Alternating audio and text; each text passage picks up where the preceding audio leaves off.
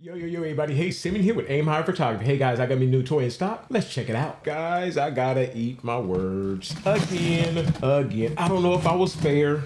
I sent this item back a while, and I got it again. I'm just not 100% sold that I made the right call. I'm just not. Y'all see it already?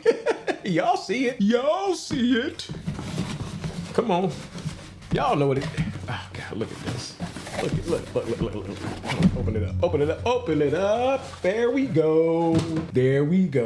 Guys, once again, it's back. Guys. The 35mm 1.2. Guys, I don't know if I was fair. I really don't know if I was fair on the review when I had it the last time. So I said, guys, let me get it again and just make sure, that I made the right call. So we're gonna open it up again, guys.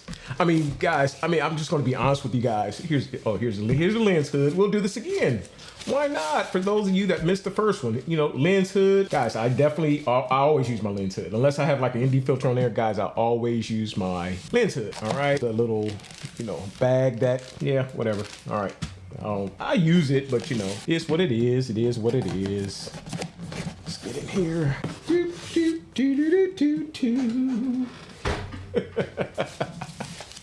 It's back, guys. It's back. Yeah, it's back, guys. Yeah. Look. Guys, look how good it looks. It looks good. Guys, the 35mm 1.2, guys, if you shoot any low light videos or photography, guys, that 1.2 versus having like a 1.8 or the 1.4, it does make a difference. I saw it for sure. Hands down when I was shooting videos. Oh my gosh. The separation that you get with it being at 1.2, oh man, the lack of lens flare and the ghosting that this lens produce, guys, it is all of that. I'm just being honest with you guys on that part. I did not shoot enough night photos with this to even make it fair for me to like send it back. You know what I mean? But so I said, let me try it again. So yeah, guys, this video right here has been shot on my Nikon Z9 with my 35mm 1.8. All right. So yeah, this here is the 1.2. Yeah. So I said, let me just try it again. And we're going to see. Let me show you guys this. Ooh, look at that, guys. Oh, guys, is that beautiful? Is that beautiful, guys? This lens, it really is impressive. Right? Right away, the first thing you notice is how beautiful it looks. The image quality from videos, for sure, I can definitely, I definitely have experience with that. It is incredible.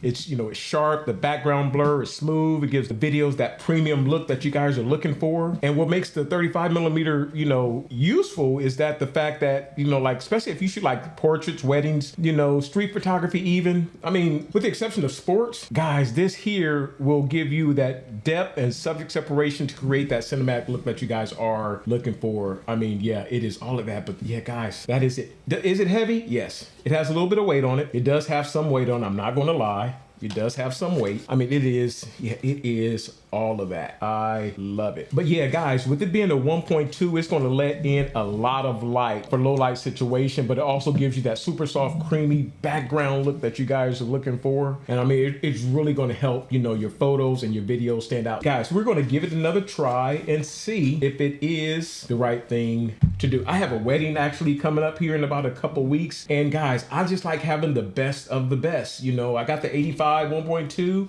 I want to take the 35 1.2 as opposed to taking my 35mm 1.8, because I am going to be shooting some videos, and I just really think that when shooting videos, this lens really shines, guys. But yeah, guys, look at that. Look at that.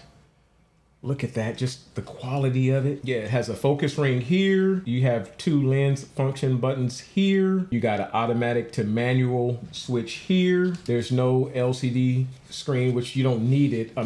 They've taken it off of like the 24 and the 70 to 200 2.8s, which I thought it was actually kind of good to have. That way you can see where you're at on the on your focal length. But that's just me. Some people didn't like it. I thought it was kind of useful, especially with a zoom. You can look at the top of the LCD.